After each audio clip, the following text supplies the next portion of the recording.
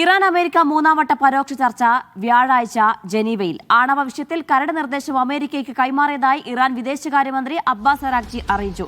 വലിയ സൈനിക മുന്നൊരുക്കങ്ങൾ കണ്ടിട്ടും ഇറാൻ നിലപാടിൽ ഉറച്ചു നിൽക്കുന്നത് എന്തുകൊണ്ടാണെന്നറിയില്ല എന്ന് US ദൂതൻ സ്റ്റീവ് വിറ്റ്കോഫ് പറഞ്ഞു. സർക്കാർ വിരുദ്ധ പ്രക്ഷോഭത്തിൽ 30,000-ലേറെ പേർ കൊല്ലപ്പെട്ടുവെന്ന ആരോപണത്തിന് US തെളിവ് നൽകണമെന്ന് ഇറാൻ ആവശ്യപ്പെട്ടു. MC നാസർ ചേർന്ന വിശദാംശങ്ങൾ നൽകാനായി. നാസർ, മൂന്നാംവട്ട ചർച്ച നടക്കുന്നു എന്ന് പറയുമ്പോൾ അതൊരു പ്രതീക്ഷയുണ്ട്. എപ്പോഴായിരിക്കും ഈ ചർച്ച നടക്കുക? പ്രത്യേകിച്ച് ഏതൊക്കെ മധ്യസ്ഥ രാജ്യങ്ങളായിരിക്കും ഉണ്ടാവുക?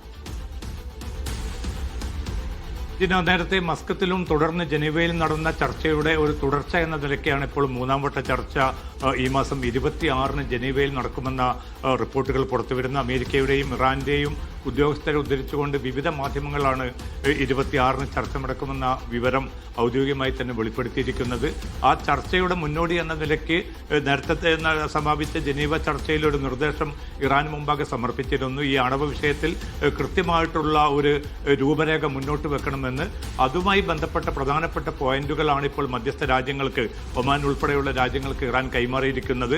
അതുമായി ബന്ധപ്പെട്ട ആശയവിനിമയം അമേരിക്കയ്ക്കും മധ്യസ്ഥ രാജ്യങ്ങൾക്കും ഇറാനുമിടയിൽ ഇപ്പോൾ തുടങ്ങിക്കഴിഞ്ഞതായിട്ടുള്ള റിപ്പോർട്ടുകൾ കൂടി പുറത്തു വരുന്നുണ്ട്. പക്ഷേ ഭിന്നത വളരെ ശക്തമായി തന്നെ നിലനിൽക്കുകയാണ്. കാരണം ഏതെങ്കിലും അർത്ഥത്തിൽ പൊതു സ്വീകാര്യമാകുന്ന ഒരു തലത്തിലേക്ക് ഈ പോയിന്റുകൾ മാറിയിട്ടില്ല. അതുകൊണ്ട് തന്നെ ഈ ജനീവ ചർച്ച ഈ മാസം 26 നടക്കുന്നത് വളരെ നിർണായകമായിരിക്കും. കാരണം പിന്നിട്ട ദിവസം ട്രംപ് വ്യക്തമാക്കിയത് 10 മുതൽ 15 ദിവസം വരെയാണ് ഇറാന് സാവകാശം നൽകിയിരിക്കുന്നത്. അതിനു മുമ്പേ സ്വീകാര്യമായിട്ടുള്ള ഒരു പൊതു കരാറിലേക്ക് ഇറാൻ എത്തിച്ചേരണം. അല്ലാത്ത പക്ഷം സൈനിക നടപടി ഉറപ്പായിരിക്കുമെന്ന മുന്നറിയിപ്പ് നൽകി. ആ മുന്നറിയിപ്പ് മാത്രമല്ല, നിരവധി വലിയ തോതിലുള്ള സൈനിക സന്നാഹങ്ങളും ഈ ഇറാന് ചുറ്റുമായിട്ട് നിലയുറപ്പിച്ചിരിക്കുന്ന ഒരു സാഹചര്യമുണ്ട്. ഇന്നിപ്പോൾ പുതുതായിട്ടൊരു മുങ്ങിക്കപ്പൽ കൂടി ഈ മേഖലയിൽ നങ്കൂരമിട്ടതായിട്ടുള്ള റിപ്പോർട്ടുകൾ പുറത്തു വരുന്നുണ്ട്. അപ്പോൾ എല്ലാ അർത്ഥത്തിലും യുദ്ധസജ്ജമാണ് തങ്ങളെന്ന് പെന്റഗൺ അറിയിച്ചുകൊണ്ടിരിക്കുന്നു.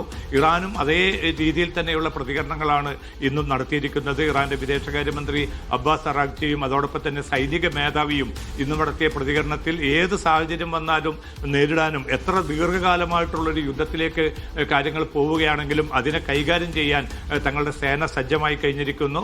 അതുകൊണ്ട് അമേരിക്കയെ ഏതെങ്കിലും അർത്ഥത്തിൽ വലിയ ഭീഷണികൾ ഉയർത്തിക്കൊണ്ടോ സൈനിക മുന്നറിയിപ്പുകൾ നൽകിയതുകൊണ്ടോ കാര്യമില്ല. തങ്ങൾക്ക് ഇപ്പോൾ പോലും ആഗ്രഹം എന്നത് നയതന്ത്ര പ്രശ്നപരിഹാരമാണ്. പക്ഷേ ആ നയതന്ത്ര പ്രശ്നപരിഹാരം എന്നത് രാജ്യത്തിന്റെ താല്പര്യങ്ങൾക്ക് വിരുദ്ധമായിട്ടുള്ള ഉപാധികൾ അടിച്ചേൽപ്പിച്ചുകൊണ്ടാകരുത്. അത്തരം ഉപാധികൾ അംഗീകരിക്കാൻ തങ്ങൾക്ക് നിർവാഹമില്ല. രാജ്യം അതിന്റെ അഭിമാനപൂർവ്വമായിട്ടുള്ള തത്വങ്ങളിൽ ഊന്നിക്കൊണ്ട് തന്നെ മുന്നോട്ട് പോകുമെന്നാണ് സൈനിക മേധാവിയും അതോടൊപ്പം തന്നെ ഇറാന്റെ വിദേശകാര്യമന്ത്രിയും വ്യക്തമാക്കിയിരിക്കുന്നത്. ഇപ്പോൾ ഇറാൻ മുന്നോട്ട് വെച്ച നിർദ്ദേശത്തിൽ പ്രധാനമായിട്ടും വ്യക്തമാക്കുന്നത് 2015 വൻശക്തി രാജ്യങ്ങളുമായി രൂപപ്പെടുത്തിയ ആണവ കരാറിന്റെ ഘടകങ്ങളും അതിൽ കുറെ കൂടി ഇളവുകൾ വരുത്തിക്കൊണ്ടുള്ള ഒരു നിർദ്ദേശമാണെന്ന് മാധ്യമങ്ങൾ റിപ്പോർട്ടുകളിൽ നിന്ന് വ്യക്തമാകുന്നുണ്ട്. പക്ഷേ അത് അമേരിക്കയ്ക്ക് സ്വീകാര്യമല്ല. അമേരിക്ക ആഗ്രഹിക്കുന്നത് യുറേനിയം സമ്പുഷ്ടീകരണം പൂർണ്ണമായി തന്നെ നിർത്തിവെക്കണം.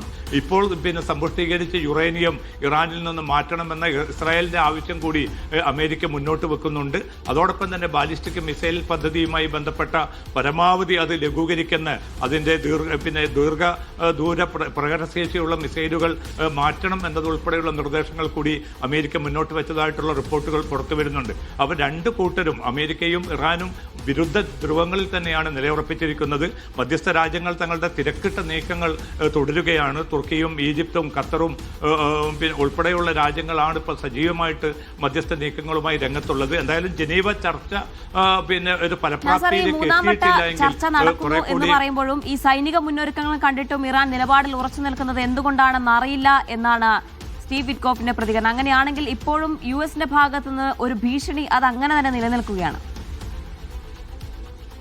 തീർച്ചയായിട്ടും ചെയ്യാം. കാരണം സ്റ്റീവ് വിറ്റ്കോഫ് ഇന്ന് അമേരിക്കൻ പ്രസിഡന്റ് പോലും അദ്ദേഹത്തെ പോലും അത്ഭുതപ്പെടുത്തുമാറാണ് ഇപ്പോൾ ഇത്രയും ശക്തമായിട്ടുള്ള സൈനിക സന്നാഹങ്ങൾ ഇറാന് ചുറ്റും നിലയുറപ്പിച്ചിട്ടും കടലിലും അതോടൊപ്പം തന്നെ വ്യോമ സ്വഭാവത്തിലുമൊക്കെ വലിയ തോതിലുള്ള യുദ്ധസന്നാഹങ്ങൾ ഒരുക്കിയിട്ടും ഒരു കീഴടങ്ങലിൻ്റെയോ ഒരു വിട്ടുവീഴ്ചയുടെയോ സ്വരമല്ല ഇറാനിൽ നിന്നുണ്ടാവുന്നത്. ഇത് അമേരിക്കൻ പ്രസിഡന്റിനെ പോലും അത്ഭുതപ്പെടുത്തുന്നുണ്ട് എന്ന പ്രതികരണമാണ് സ്റ്റീവ് വിറ്റ്കോഫിൻ്റെതായിട്ട് വന്നിരിക്കുന്നത്.